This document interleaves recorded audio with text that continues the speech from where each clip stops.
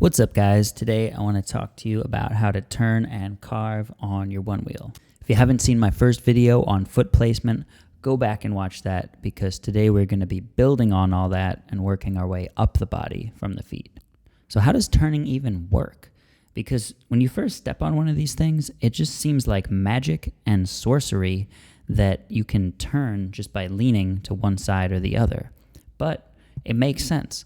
Because if I take this wheel, for example, and I tilt it to the side and roll it towards the camera, it won't make it to the camera, right? It will veer off to the side. It's just not as obvious with a one-wheel tire because it's very square and wide and can stand up by itself. So in order to turn the board effectively, you have to actively push your body weight towards your toe or your heel edge. Now, when you're doing a toe turn, it's very tempting to try and just push your toes down in the same way that you would stand on your tiptoes or do a calf raise.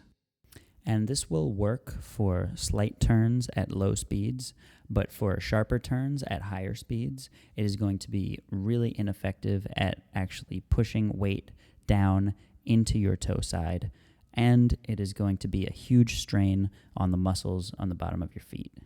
If you find yourself just struggling and straining to push your toes down in a toe turn, it basically means that you didn't prepare your upper body in advance for the turn.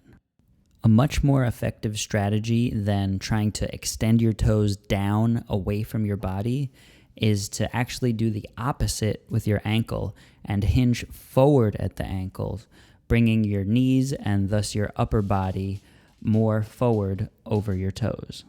So in order to get deeper toe turns, it really helps to work on your ankle flexibility.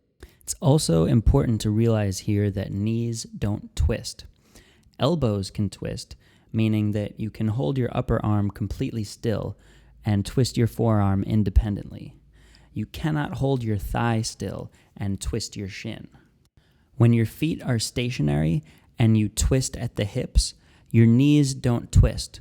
Rather, one of them bends and one of them extends. When you ride a one-wheel, you'll probably turn your hips forward to help you look where you're going, meaning that your rear ankle and knee are going to be bent more than your front.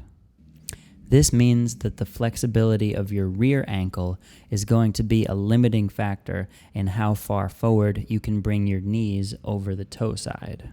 When you've reached that limit, you can hinge forward at the waist, but you can also rotate your hips so that they are more in line with the board. And this will bring your front knee further over your toe side. For heel turns, if you have flight fins, you can pull up with your toes. But if you don't, you won't be pulling up with your feet. You will actually be driving weight down into your heels. With this in mind, you guys should start by practicing these tight little carves where you're basically only moving from the knees down. This is useful for swerving around little obstacles, and it will really help you feel out the entire range of motion of your knees and ankles and help you get comfortable riding on the edges of your tire. Once you've mastered balancing on those edges, you can start doing turns really effectively by getting your upper body into it. Turns involve a change of direction. Let's say, for example, you're heading north and you want to turn right and go east. You're going to want to decelerate coming into the turn so you don't overshoot, and you're going to want to accelerate coming out of the turn because going fast is just more fun. So in order to do this and turn to go east, you want to put your body weight in this perfect southeast position.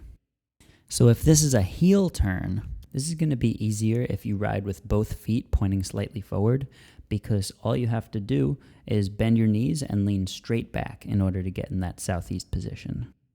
You don't really need to do anything with your arms. You don't need to rotate your upper body. Just bend your knees and lean back. You can do heel turns without bending your knees just by pushing your hips back and keeping a straight leg, but you can turn much sharper if you bend your knees and get low to the ground. This is because anytime you brake on a one-wheel, going in a straight line or otherwise, you can decelerate most effectively by bending your knees and getting your body weight as low to the ground as possible.